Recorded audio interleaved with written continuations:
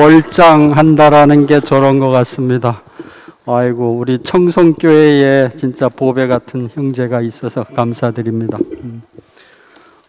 그리고 최근에 제가 교회에서 제일 많이 받는 질문이 요새 어떤 마음으로 교회를 보고 사느냐, 이런 질문을 제일 많이 받는데, 그때마다 하는 제 이야기가 있습니다.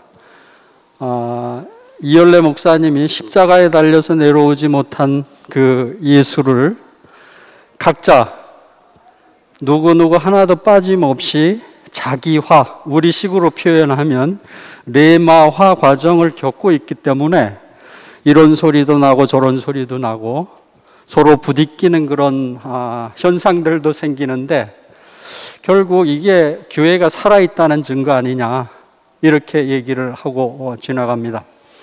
그래서 저는 김천 목사님 말씀을 들을 때마다 그 십자가에 달려서 내려오지 못하고 죽은 예수의 그 위치, 그 상태를 자기화 그리고 레마화 시킨 것을 일요일 날 저희들한테 말씀을 해 주신다고 생각하고 있습니다.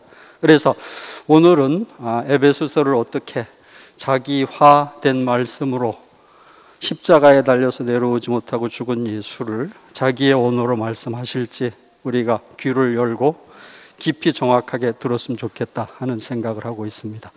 자, 우리 김 목사님을 위해서 박수 한번 보내주시기 바랍니다.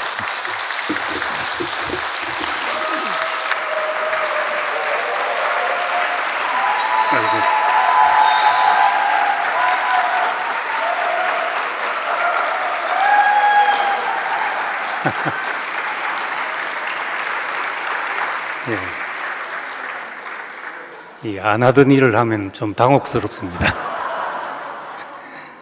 예. 어쨌든 찬송 그 말씀 듣기 전에 이렇게 우리 마음을 대표 주셔서 감사합니다. 예. 우리 중심부 허진구 형제님, 충주교회 입당 감사헌금 드립니다.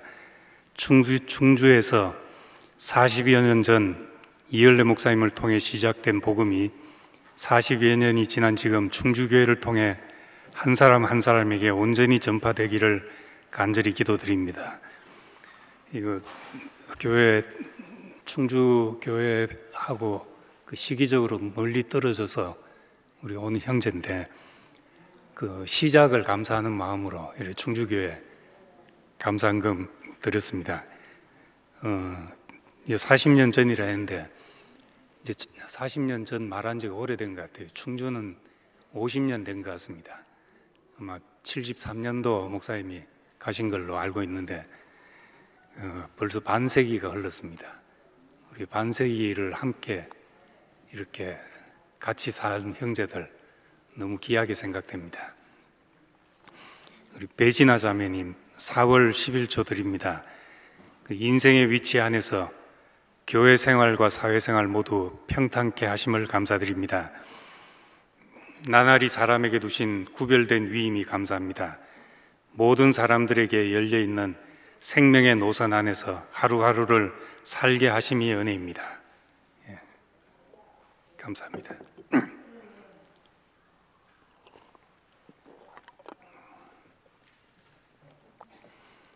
예, 에베소서 4장 25절에서 32절 말씀입니다. 그런즉 거짓을 버리고 각각 그 이웃과 더불어 참된 것을 말하라. 이는 우리가 서로 지체가 됨이라. 분을 내어도 죄를 짓지 말며 해가 지도록 분을 품지 말고 마귀에게 틈을 주지 말라.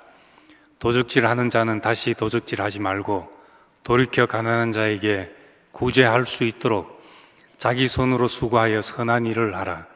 무릇 더러운 말은 너희 입 밖에도 내지 말고 오직 덕을 세우는 데 소용되는 대로 선한 말을 하여 듣는 자들에게 은혜를 끼치게 하라.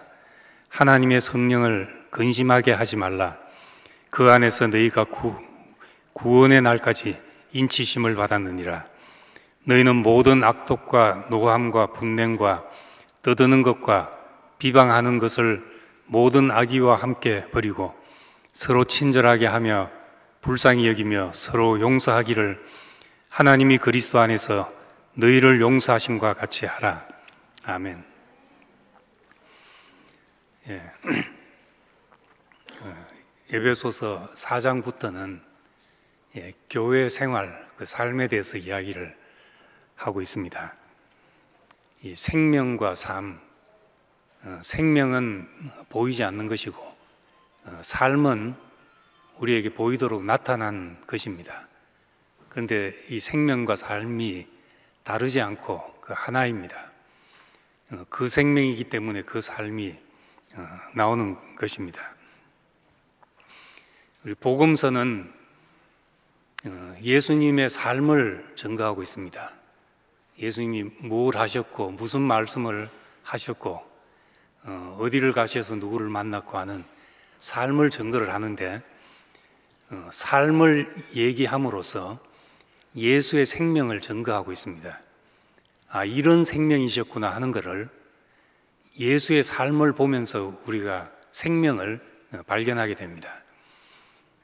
반대로 이제 서신서들은 예수 생명을 말씀으로 우리에게 전하고 있습니다.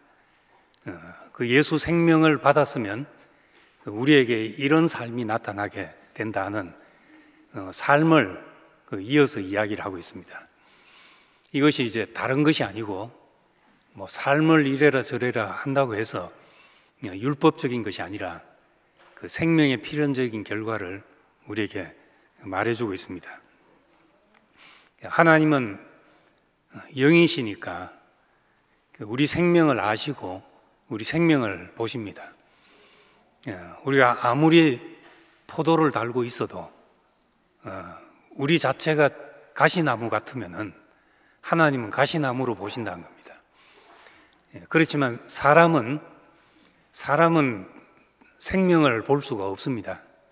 생명이 어떻게 나타난지를 통해서 그 삶을 보고 그 생명을 우리가 알 수 있게 되는 겁니다.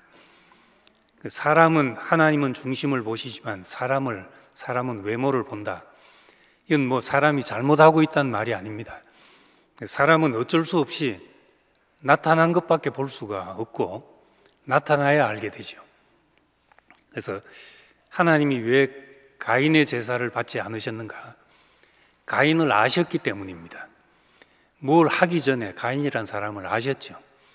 그런데 가인은 자신의 최선을 하나님께 드렸는데 받아들여지지 않았다는 겁니다. 왜 받아들여지지 않았나? 얼굴이 붉어지고 분이 나고 그렇게 된 겁니다. 사람은 그렇게 되기 전에는 내 속에 뭐가 들었는지 자신도 모르는 겁니다. 내 속에 어떤 생명이 들었는지 자신도 모르는데 얼굴이 붉어지고 분이 나야 내 속에 이런 것이 들었구나 하고 알게 되는 것이죠. 그래서 하나님은 미리 아시고 그 사람을 미리 아시고 제물을 받지 않으셨지만은 가인은 또 이 세상 사람들은 그렇게 드러난 결과를 보고 가인은 이래서 안 됐구나 하는 것을 우린 뒤로 알게 됐습니다. 그렇기 때문에 우린 하나님도 보이지 않는 분으로만 계시면은 하나님이 계신다 하나 하나님이 없다 하나 아무 의미가 없습니다. 전혀 우리에게 나타나지 않는 하나님이라면은 있으나 없으나 아무 의미가 없잖아요. 뭐 귀신이 있다 한들 없다 한들 내 삶에 전혀 영향이 없다. 뭐 있다 하면 뭐하고 없다 하면 뭐 하겠습니까? 아무 소용이 없는 거죠. 생명도 마찬가지로 생명이 우리에게 나타나지 않는다면은 그 생명이 좋다 해도 그건 소용없고 뭐 나쁘다 한들 뭐라 할 것도 없고 좋다 나쁘다 할 것이 없고 우리가 추구할 이유가 없어지게 되죠. 그렇지만 그 생명의 나타남을 보고 우리는 이 길을 따라가는 것이구나, 이 생명을 따라가는 것이구나 이렇게 알게 됩니다. 그래서 예수님은 그렇기 때문에 나무도 좋고 열매도 좋다 하든지 나무도 좋지 않고 열매도 좋지 않다든지 그래야 된다. 뭐 나무는 좋은데 열매는 나쁘다. 이럴 수 없다는 거죠. 그 생명 안에서 보면 그래서 그 열매로 그 나무를 안다, 이렇게 말합니다. 우리는 나타난 것밖에 볼 수 없기 때문에 사람은 속일 수도 있고 속을 수도 있습니다. 그래서 속은 다른 것이 잔뜩 들었는데 겉으로는 근사하게 포장할 수 있죠. 가시나무인데 포도를 달 수 있고, 은근킨데 무화과를 매달아 놓을 수가 있습니다. 이걸 외식이라고 합니다. 또 반대로 생명은 그 생명이지만은 미숙해서 나타나지 않을 수도 있고, 또 양식을 공급받지 못해서 자라나지 않을 수도 있습니다. 나타나지 않으니까 우리에게 보이지 않을 뿐인데, 우리가 생명을 볼 수 있다면 아직 기다려야 되는구나, 더 자라야 되는 생명이구나, 이렇게 알 수도 있죠. 우리가 그런 경우들이 있지만은 그래도 근본적으로는 예수님 말씀처럼 그 나무에 그 열매가 맺히는 것이니까 생명과 삶은 같은 것이라고 말할 수가 있습니다. 우리 이게 좋으냐 나쁘냐, 그 말이 좋으냐 나쁘냐 이렇게 생각할 수가 없고, 우린 그걸로는 뭐 좋다 나쁘다 말해도 결국은 거기서 뭐가 나타나냐가 그 생명을 말해주고 있는 것입니다. 나무는 열매로 안다. 우리의 생명은 삶을 통해서 우리는 보게 된다. 그래서 예수님도 내 말을 믿지 못하면 내 행한 것을 보고 믿어라. 답답하니까 사람들에게 그렇게 말씀했던 겁니다. 예수님의 말씀은 우리에게 뭘 하라고 가르치는 것이 아니라 자신이 누구인지를 보여주는 예수님의 간증이라고 이렇게 우리는 봅니다. 산상수훈에서 산상수훈을 그대로 지키는 사람이 어디 있겠습니까?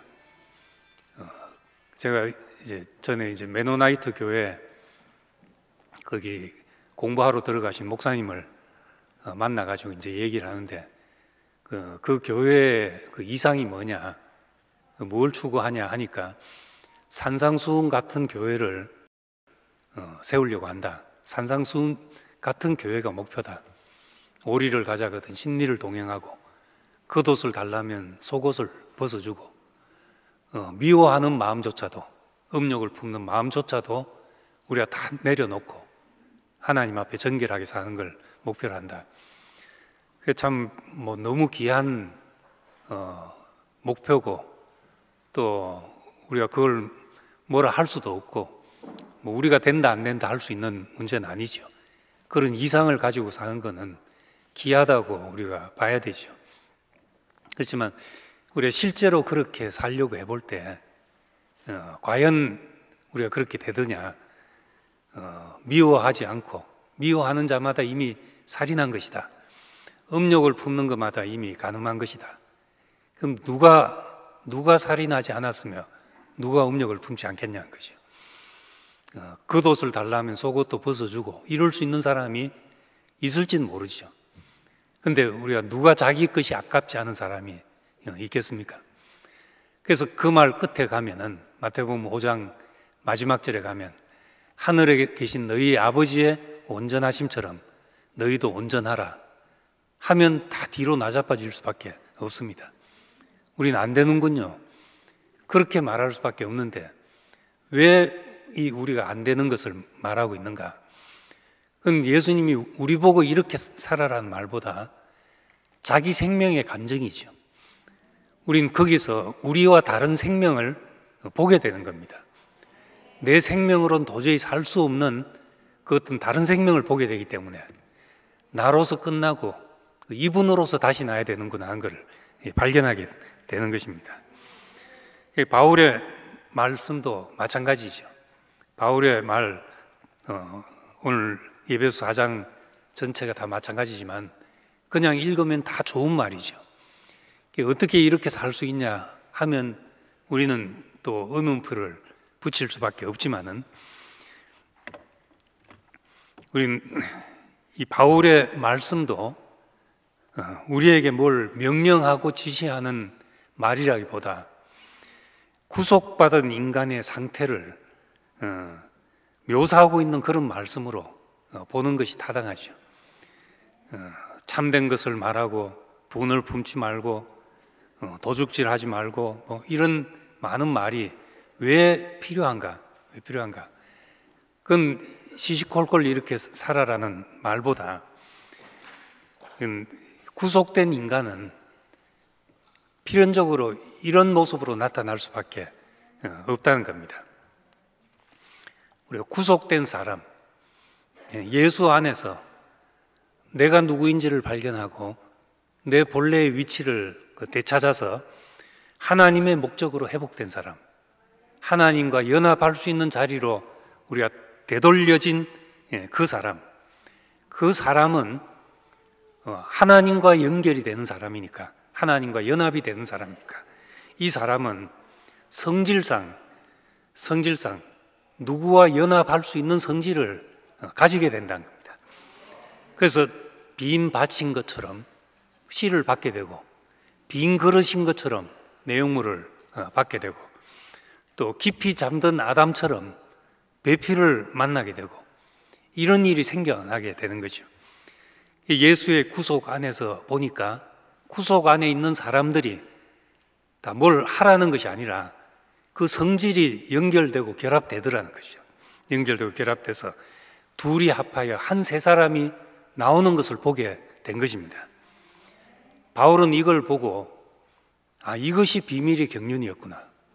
내가 안 것은 예수의 구속밖에 몰랐는데 예수가 나를 위해 죽었다. 그걸 깊이 생각해 보니까 내가 죽은 것이구나. 예수와 합하여 내가 죽은 것이구나. 이걸 알았는데 그 구속된 사람으로 살아보니까 사람들이 만나지고 연결되어서 교회가 나오더라.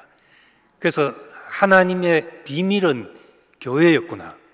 하나님은 단지 우리 개개인을 바른 자리로 돌려놓는 것이 그것이 끝이 아니라 그렇게 된 인간들은 필연적으로 연합해서 살 수 있는 사람들이 되니까 이것이 하나님의 숨겨진 경륜이었고 깊은 뜻이었다. 그래서 에베소서에서 하나님의 비밀의 경륜을 말씀하고 있는 것입니다. 비밀의 경륜, 구속 뒤에 따라오는 결과가 교회더라는 겁니다. 참으로 구속됐다면, 참으로 예수와 합하여 죽은 자가 되어서 창세기 1장 2장 안에 사람으로 우리가 되돌려져서 하나님이 지으신 목적 안에 되돌아간다면 그 사람에겐 필연적으로 누구하고 연결되어 살 수 있는 그런 성질의 사람이 되더라는 겁니다. 그래서 유월절 뒤에 오순절이 따라 나옵니다. 신약 성경에서는 유월절 어린 양이신 예수, 유월절의 어린 양을 잡는 것을 예수의 죽음에 오버랩 시켰고 겹쳐서 이해하게 했고, 교회가 오순절날 교회가 탄생했다고 그렇게 말합니다. 그건 유월절의 그 경험, 어린 양과 쓴 나물과 무교병, 이것은 하나님의 나라의 성질이죠. 이 성질이 50일이 지나서 오순절이 되어서 그것을 밭으로 추수하는 때가 오순절입니다. 그 뿌린 씨를 단체적으로 추수하는 것이죠. 그래서 신약 성경은 정말 절묘하게 오순절에 교회가 탄생했다, 이렇게 말하고 있는 겁니다. 오순절은 유월절의 그 결과입니다. 그리스도의 생명, 그리스도가 생명이라면은 교회는 그 생명의 열매인 것입니다. 필연적으로 그렇게 드러나게 된 열매이죠. 우리가 만약에 개인적으로 구속받는 것이라면, 개인적으로 훌륭한 사람은 세상에 얼마나 많습니까? 또 역사 속에서도 널려져 있고, 그렇지만은 이 단체적인 한 세 사람, 이 사람이 문제인 거죠. 단체적인 한 세 사람이 되자면은 예수의 구속이라 해야 된다는 겁니다. 개인적으로 우리가 참 깨끗하고 음욕을 품지 않고 미워하지 않고 내 소유에 매이지 않고 이런 사람으로 살자면은 꼭 성경 아니라 도덕경을 읽어도 될 수도 있고, 또 수양을 해서도 될 수 있는지도 모릅니다.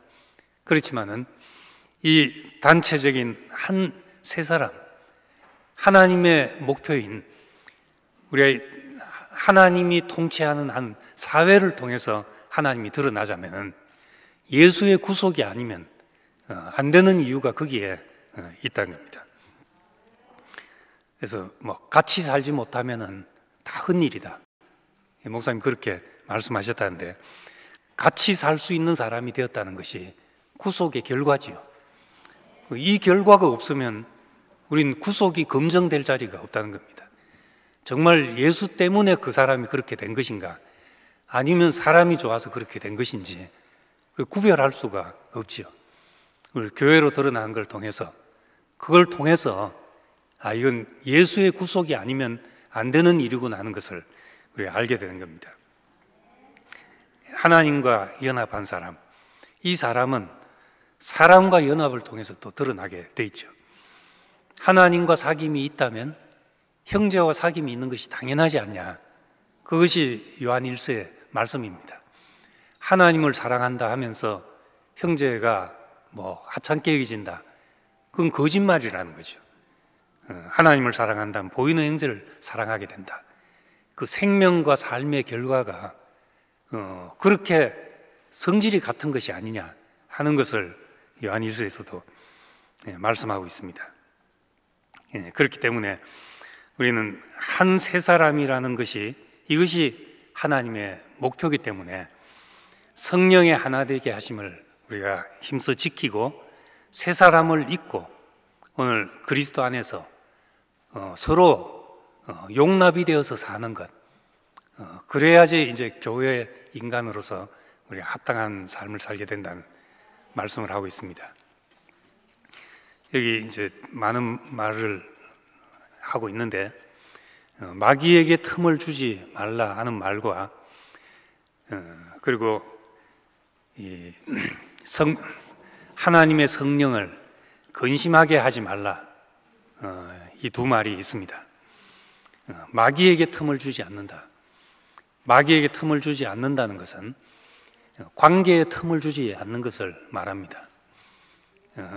마귀가 최초로 나타난 형태는 동산에서 그 뱀의 형태로 나타났습니다. 뱀의 유혹을 받은 인간은 아담과 하와가 2장에서는 이는 내 뼈 중에 뼈요 살 중에 살이다 했는데, 선악과를 먹고 나니까 같이 먹었는데 저 여자가 먹으라고 해서 먹게 됐습니다 하고 틈이 생긴 거죠. 저 여자하고 나는 조금 다릅니다. 죄의 경중을 가려주십시오 하고 그렇게 말했던 겁니다. 내 그래도 먹긴 먹었지만 자유로 먹은 것이 아니라 하나님이 저 여자를 내 옆에 두신 거 아닙니까 하고 탓을 돌리고 있는 겁니다. 가인과 아벨도 한 배에서 나왔는데 그래도 함께 아벨이 연락된 것이 가인이 기쁘지 않다는 겁니다. 아벨이 땅을 산 게 가인이 배가 아픈 거죠. 거기서 또 틈이 생기게 되고, 마지막 바벨탑을 쌓는 자리에 가면은 말이 통하지 않는 그런 자리가 돼서 결국 종착지는 분열에 이르게 된 것입니다. 마귀에게 처음부터 분열이 온 것이 아니라 틈을 줘서 생긴 일이죠. 그래서 마귀에게 틈을 주지 말라 하는 말을 합니다. 이 틈이 어디 생기냐 하면은 이 하나님 앞에서 뱀이 계시록 12장에 가니까 큰 붉은 짐승이 나오는데, 그것은 옛뱀, 동산에 있었던 옛뱀, 사탄이라고도 하고 마귀라고도 하는 그 큰 붉은 용이, 그것이 하는 일을 보니까 하나님 앞에서 밤낮으로 우리 형제들을 송사하는 자라, 그렇게 말하고 있습니다. 하나님 앞에서 밤낮으로 우리 형제를 송사하는 자라. 이것이 이제 틈을 생기게 하는 일입니다. 선하게 판단을 할 때는 판단하는 것이 참 고상해 보이거든요. 판단하고 있는 내가 더 나은 인간처럼 생각이 됩니다. 남의 잘못을 예리하게 분석하는 그것이 내가 더 나은 인간의 특성이라고 생각한다는 거예요. 흐리멍텅하게 뭐 이러나 저러나 괜찮다 하는 사람보다 그 사람의 깊은 속을 파헤쳐 가지고 이것이 문제야 하고 집어내는 얼마나 시원합니까? 그래서 오징어 씹는 것보다 사람 씹는 것이 훨씬 맛있다고 그러는데 그 예리하게 씹어줄수록 그 단맛이 어떻게 그렇게 나는지 모른다는 겁니다. 그래서 우리는 선악과를 먹게 되고 요청하게 되고 사탄에게 틈을 주게 되는 거죠. 이걸 판단할 때는, 미워질 때는 그냥 미워하면 안 되잖아요. 그냥 인간들이 다 밉다 하면 나만 나쁜 사람이 되니까 상대방에게 이유가 있어야 되는 거죠. 상대방에게 이유를 붙이자면 선악과가 필요한 겁니다. 선악을 아는 일에 하나님 같이 되는 것. 하나님 같이 된다는 말이 신체 조건이 달라진다는 말이 아니잖아요. 우리가 신체 조건이 뭐 좀 더 건강하고 좀 더 오래 살고 이런 걸 꿈꾸지만은 우리가 신체가 전혀 다른 신체가 된다는 걸 이 동서고금 이래 누가 그걸 끝까지 바라고 믿은 사람이 있겠습니까? 선악을 아는 일에 하나님 같이 된다는 것은 결국 선악의 판단을, 자기 판단을 절대화하는 겁니다. 절대화하는 것이 하나님 같이 되는 것이죠. 그것이 결국 연합을 방해하고 교회를 방해하고 해를 입은 한 여자가 사내 아이를 잉태해서 태어나게 하는 이 일을 방해한다는 겁니다. 교회를 통해서 해를 입은 한 여자는 교회를 상징합니다. 신약에서 그 교회를 통해서 그리스도가 나오는 것을, 그것을 삼키려고 하고 있다는 겁니다. 그 입에서 많은 것을, 큰 물을 토해내서 떠내려가게 하는데 그 입에서 나오는 것이 뭔가? 그것이 하나님 앞에서 밤낮으로 우리 형제를 송사하는 것들이라는 거죠. 이 말이 결국 사람을 삼키려고 한다는 겁니다. 여기 보면 마귀에게 틈을 주지 말라 하면서 참된 것을 말하라는 말이 있고 25절에 29절에 덕을 세우는 대로 소용되는 대로, 덕을 세우는데 소용되는 대로 선한 말을 하여, 이렇게 말하고 있습니다. 우리 말이라는 것이 사람을 살리기도 하고 죽이기도 하잖아요. 잠언 18장에 보면은 죽고 사는 것이 혀의 권세에 달렸다, 이렇게 말합니다. 우리 교회 생활에서 대부분 말 때문에 상처받잖아요. 누가 뭐 취업해가지고 뭐 상처가 났다 이런 거는 극히 드물고, 다 뭐 상처받다 괴롭다 하는 일들은 다 말에서 옵니다. 그 말이 얼마나 힘이 있는지, 저 이제 의사 선생님들도 그렇고 병원에서 진단해서 3개월을 넘기기 힘들 것입니다, 이렇게 말하면은 몸 상태보다 그 말 때문에 사람이 죽는 경우가 많다고 합니다. 아, 난 3개월밖에 못 사는구나. 그게 바뀌어서 자기를 보면서 점점 이제는 2개월 남았구나, 1개월 남았구나, 이렇게 생각하면 정말 그렇게 된다는 거죠. 그 반대도, 아프다가도 의사가 아무 문제 없는데요 하면 멀쩡해지는 수도 있어요. 집에서 막 배가 아파 죽겠다고 갔는데 병원 가니까 안 아프다 말이죠. 괜찮은데 한마디 듣고 나오면은, 저는 이제 그 간이 안 좋고 피곤할 때마다 옆구리가 늘 부대껴서 가끔씩 옆구리를 붙잡고 있을 때가 있는데, 한번 이제 그 전문의한테 이제 그렇게 이야기를 했죠. 옆구리가 많이 결리고 부대끼는데 그 상태가 안 좋은 거 아닙니까 하니까 의사 선생님이 그 간염 증세로 옆구리 부대끼는 건 없는데요, 이러더라고요. 그리고 돌아 나오는데 이상하게 별로 안 아픈 것 같더라고요. 참 말이 사람의 생각 속에 들어와서 그 몸까지도 사실은 움직이고 하는 거니까 사람을 죽고 살고 사는 것이 혀의 권세에 달렸다 하는 거에 이게 그 보통 경험에서 나온 말이 아니고 인간의 오랜 경험에서 나온 이야기입니다. 야고보서 3장에 보면은 큰 배가 작은 키 하나로 방향을 이리 갔다 저리 갔다 하는 것처럼 또 작은 불씨가 큰 숲을 태우는 것처럼 불씨 하나 떨어진 것이 큰 숲을 태우는 것처럼 혀라는 것은 이건 작은 지체지만은 작은 지체가 인생 전체를 움직인다. 인생의 수레바퀴를 다 불사를 수도 있다. 이렇게 말합니다. 그러니까 참 말이 얼마나 중요한지. 그래서 말에 허물이 없으면 온전한 사람이다. 이렇게까지 말하고 있습니다. 우리가 어디 그게 쉽습니까? 정말 하나님의 말씀만 가득 채워져도 말씀으로 가득 채워져도 그 말을 가지고 살리는 데 쓸 수도 있고 죽이는 데 쓸 수 있는 게 이 사람이기 때문에 참 말을 온전케 한다는 건 누구도 쉬운 일이 아니고 저도 시행착오를 겪으면서 우리도 알아가게 되죠. 내가 한 사람을 살리려고 한다고 한 말이 한 사람 살려놓고 또 한 사람 죽이고 있고 이런 경우도 생긴 겁니다.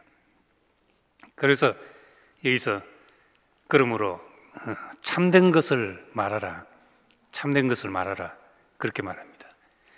앞에 21절에 보면은 진리가 예수 안에 있는 것 같이 참된 것이라는 것은 진리를 말하라, 참된 것을 말하라 하는 말은 진리를 말하란 말입니다.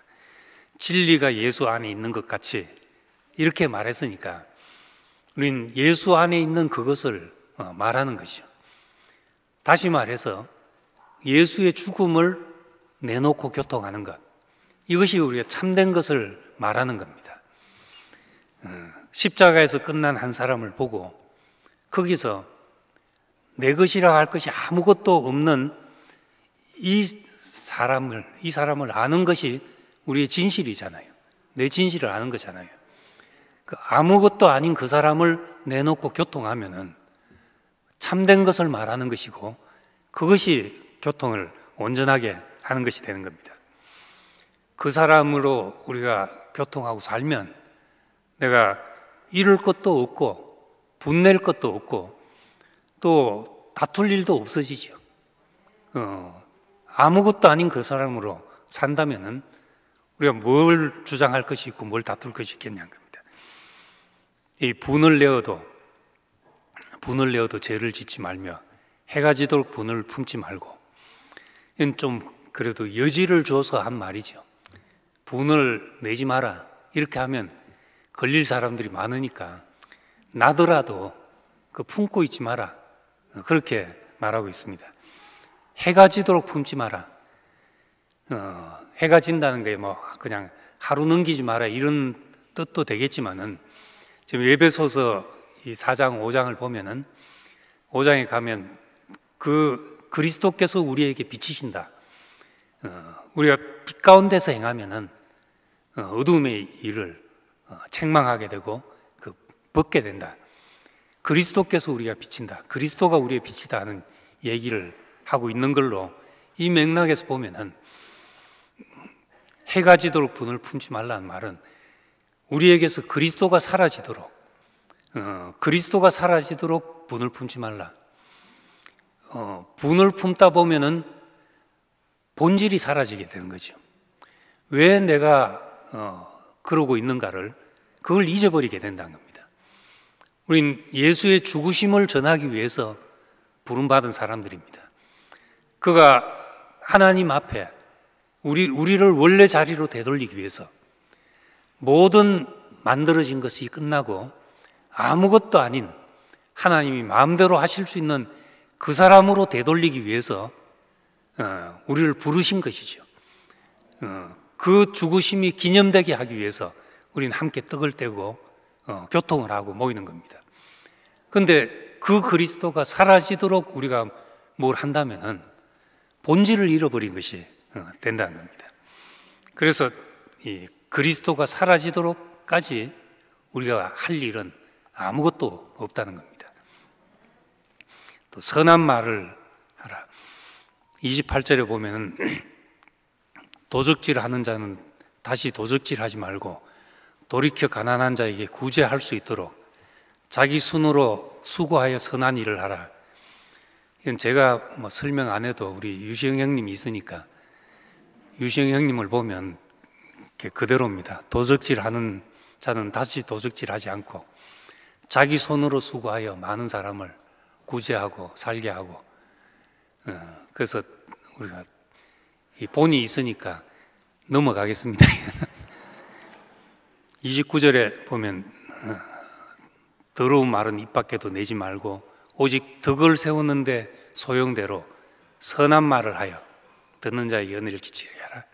이 선한 말, 덕을 세우는데 소용되는 대로 했습니다. 우리가 덕을 세운다는 것은 관계 속에서 필요한 말이죠. 뭐 혼자서 덕 세울 일이 있습니까? 다 관계 안에서 덕을 세우는데, 교회를 세우는데 소용되는 말을 하라는 그런 말입니다. 우리의 모든 말은 관계 속에서 그리스도가 나타나도록 그의 죽으심이 기념되도록 하는 말인 겁니다. 더러운 말을 입 밖에도 내지 말라고 하는데, 더러운 말이란 것은 원래 뜻은 그냥 좋지 않은 언어라는 말이 아니라 그 악이 있는 험담을 말합니다. 중상모략. 이런 것들이 구속받은 사람에게도 옛 습성상 남아있을 수 있기 때문에 이런 것이 언급되고 있는 거죠. 우리가 구속받아서 다 뭐 완전 아무것도 없는 천사 같은 사람이 되면 얼마나 좋겠습니까? 근데 우리는 그 구속받은 인간이 우리가 함께 연결되는 과정에서는 이런 것이 나타날 수 있기 때문에 언급되고 있는 것입니다. 5장에 가면 누추함이나 어리석은 말이나 희롱의 말이 합당치 않다, 이런 말에 대해서 지금 많이 언급하고 있습니다. 이 말이 교회가 되는데 얼마나 방해하는가, 얼마나 방해가 되는가. 말로 살리지만은 말로 죽인 것도 있고, 옛 뱀이 붉은 용이 되어서 그 입에서 물을 강같이 토해내는데, 그 강같이 토해내는 게 그냥 물이 아니라 보니까 하나님 앞에서 밤낮 우리 형제를 송사하고 있는, 그것이 우리를 떠내려가게 하는 물이더라는 것이죠. 이런 것이 모두 이제 마귀에게 틈을 주는 일이 된 것입니다. 틈이라는 것은 조그만 것이잖아요. 우리가 방심하기 쉬운 게, 뭐 그냥 부서져 있으면은 부서졌구나 하고 아는데, 틈이라는 것은 보이지 않기 쉽습니다. 우리가 무시하기 쉽고, 근데 그것이 결국 그 틈이 물이 새고 물이 들어오면은 바위라도 깨질 수가 있습니다. 바위가 그 부서지는 것이, 바위 속에 어떻게 식물이 들어가서 뿌리를 내릴 수 있겠습니까? 바위 속에 씨가 있은 것도 아니고. 그런데 날씨가 더웠다 추웠다 하면서 그 얼었다 녹았다 하면서 벌어진 틈이 생기는 거죠. 그 틈 사이로 물이 들어가고 먼지가 들어가면은 그 다음에 이제 얼었다 녹았다 하면서 더 균열이 더 생기고, 거기에 씨가 들어가서 바위 틈에도 나무가 자라서 그걸 균열시킬 수 있는 겁니다. 그 틈이 정말 물샐 틈이라는 것은 사람이 찾아내기 힘듭니다. 집 짓고 제일 애로사항이 이제 비가 새는 거죠. 물은 이렇게 놓는다고 다 내려간 것이 아니라 이걸 타고 다시 올라올 수도 있는 것이 물이기 때문에 틈을 찾아내기가 참 힘듭니다. 집 지어놓고 물 안 새는 집, 아주 잘 지은 집이죠. 이 치수를 잘하는 것이 그래서 나라에도 가장 중요한 일인데, 이 틈을 나게 하지 않는 일인 겁니다. 그다음에 마귀에게 틈을 주지 않음과 동시에 30절에 보면은 하나님의 성령을 근심하게 하지 말라, 그렇게 말합니다. 성령은 하나님의 성령을 근심하게 하지 말라. 성령을 근심하게 하는 것이 뭔가? 우리 에베소서 지금 4장을 이야기하면서 앞에 성령의 하나되게 하심, 성령의 하나되게 하심을 힘쓰시기라. 하나님의 비밀의 경륜은 우리가 교회가 되어서 교회를 통해서 하나님의 각종 지혜를 하나님 하늘에 있는 정사와 건세자들에게, 하늘에 있는 존재들에게 하나님의 지혜를 알리게 하는 것인데, 그 일을 위해서 성령의 하나되게 하심을 힘쓰시키라, 이렇게 말씀했습니다. 그 말을 따른다면은 이제 마지막에 와서 성령을 근심케 하지 말라 하는 말은 교회를 하나되게 하는 영이기 때문에 이 성령을 근심케 하는 일은 하나되게 하심을 방해하는 것이, 그것이 성령을 근심케 하는 일입니다. 성령 하면 어려우니까 우리 몸을 생각하면 생명이 흘러서 피가 흐르고 뭐 기가 흐르고 그렇게 해서 우리 몸을 고르게 하고 있습니다. 그 피가 흐르지 않으면은 굳어지고 또 이제 병이 생기고 하는 거죠. 그래서 나이 들어서 건강의 키워드는 혈액순환이라고 하는데, 혈액순환만 잘 시키면은 모든 병들이 내 건강만큼 다 골고루 치료가 되게 되는 겁니다. 그렇게 하는 것이 성령인데 그 일을 근심케 한다 하는 겁니다. 그래서 이게 이제 모든 악독과 노함과 분냄과 떠드는 것과 비방하는 것, 이런 말을 하는데, 악독이라는 것이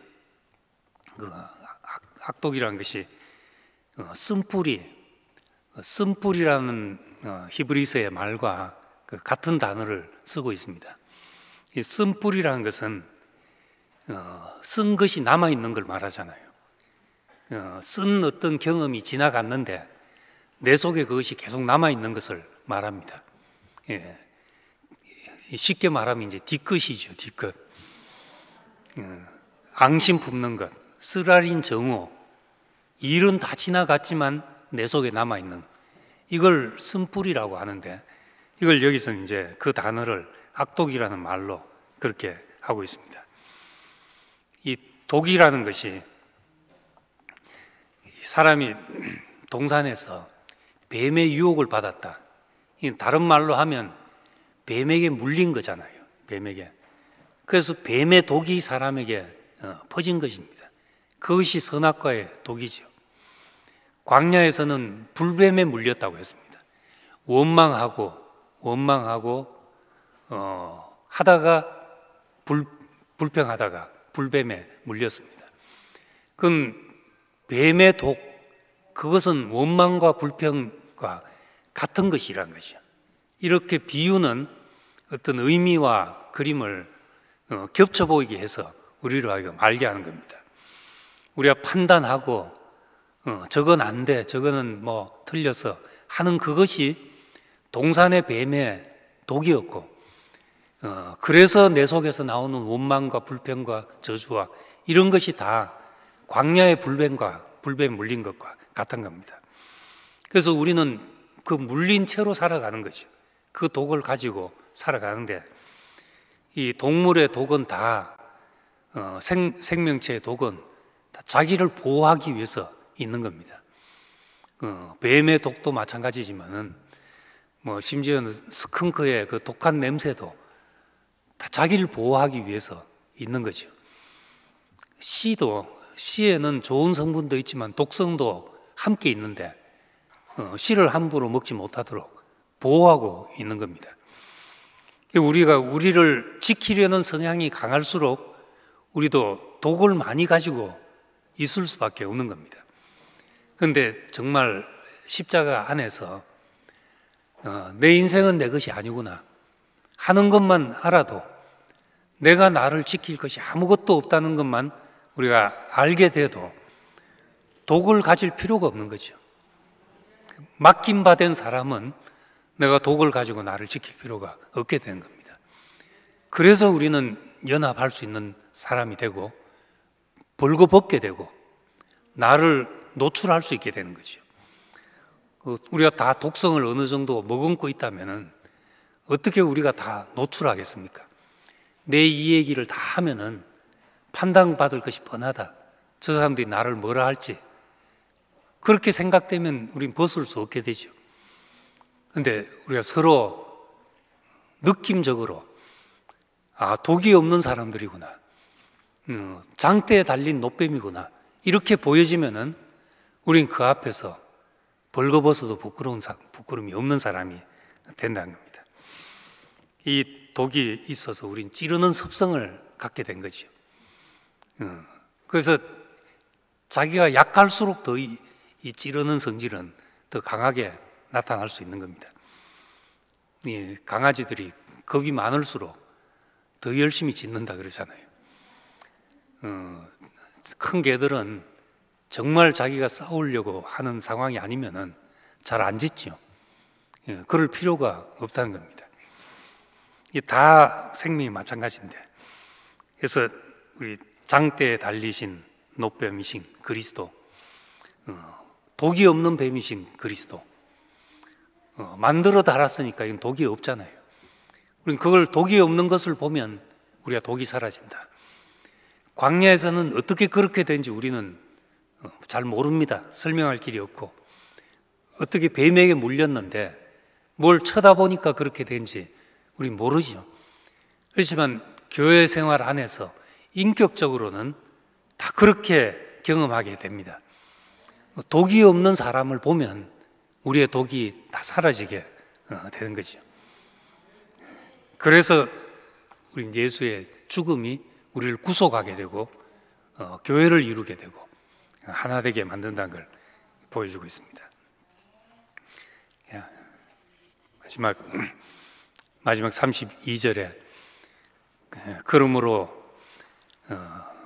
서로 용서하기를 하나님이 그리스도 안에서 너희를 용서하신 같이 하라. 그렇게 말합니다. 하나님이 그리스도 안에서 너희를 받으신 것처럼, 너희를 용납하신 것처럼 그렇게 너희도 서로 그렇게 하라. 이렇게 말합니다.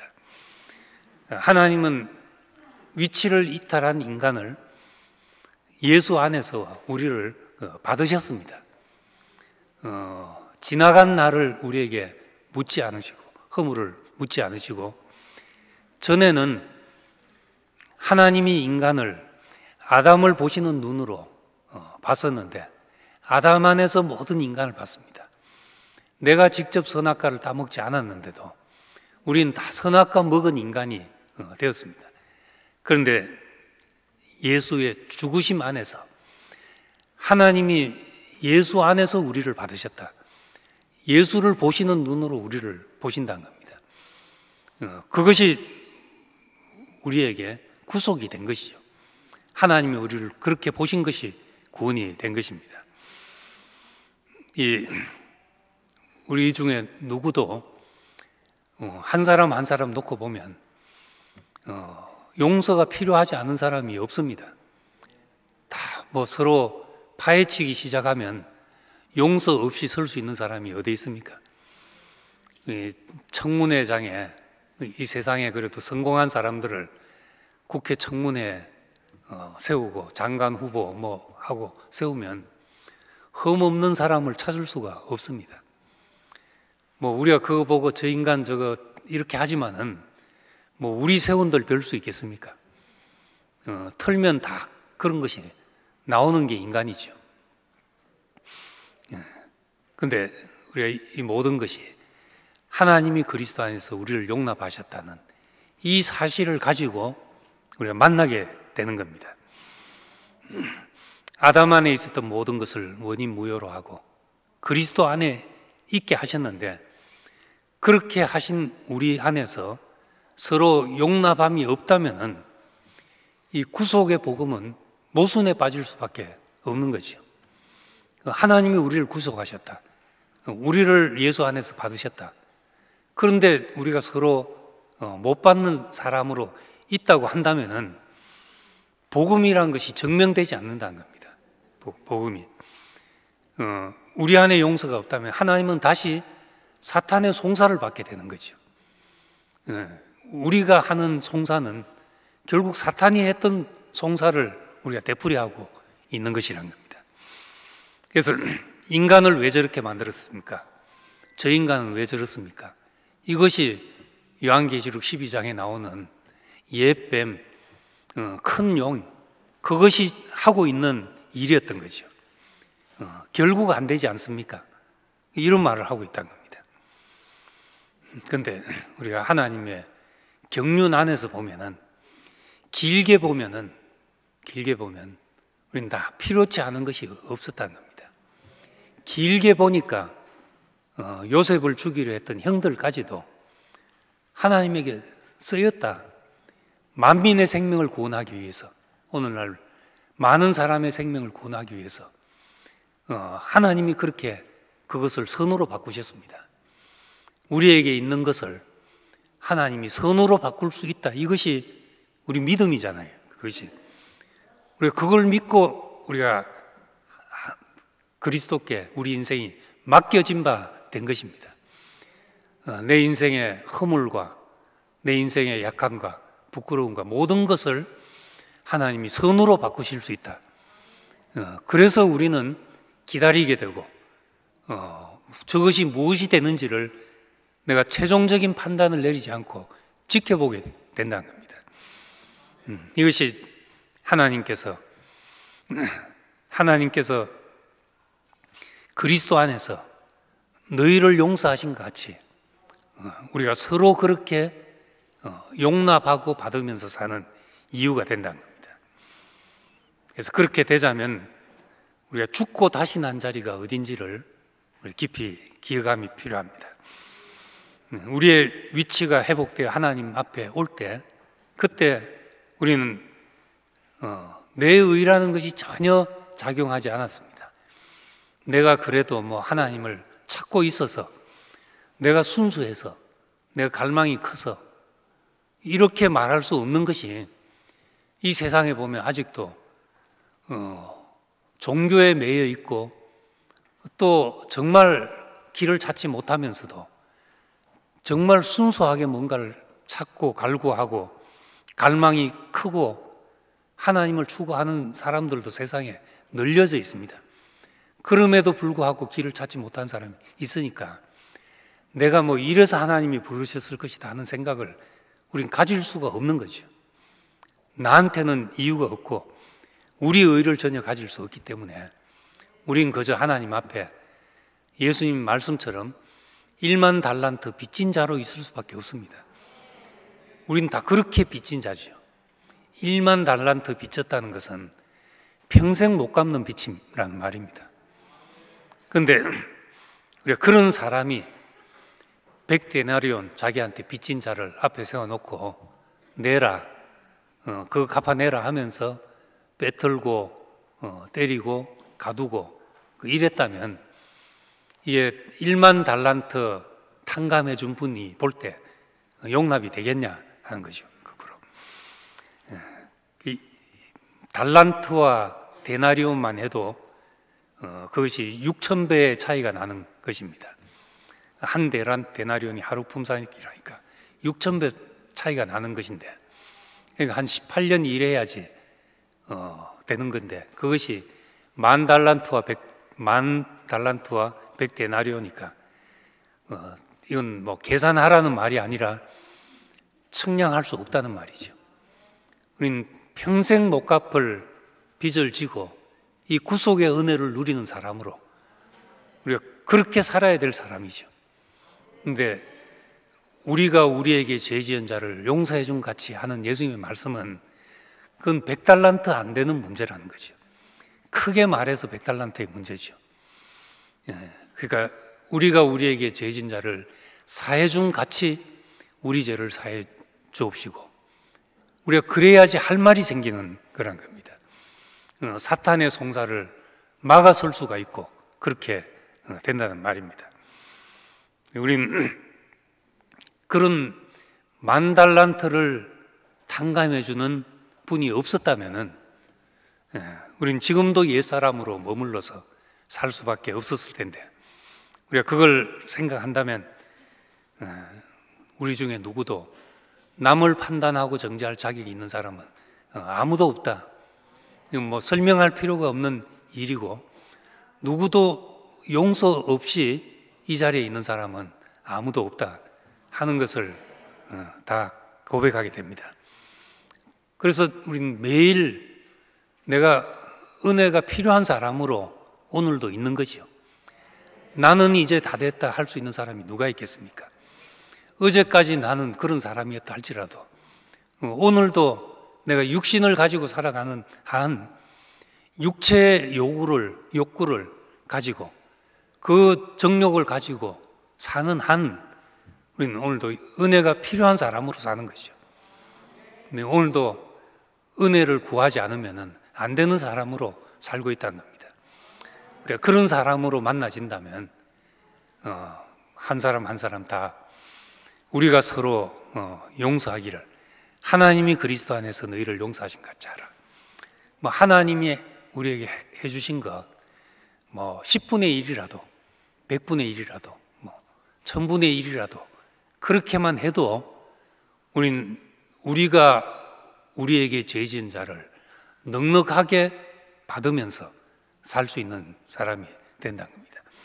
네, 그 이 은혜 안에서 이 구속 안에 있기 때문에 우리가 교회 생활을 넉넉히 할 수 있는 힘이 생기죠.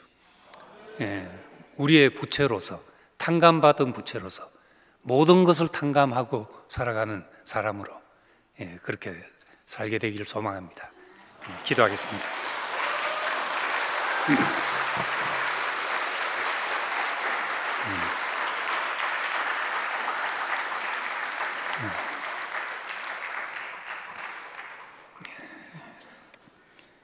자비로우신 아버지 하나님, 우리는 탕감받은 자들입니다.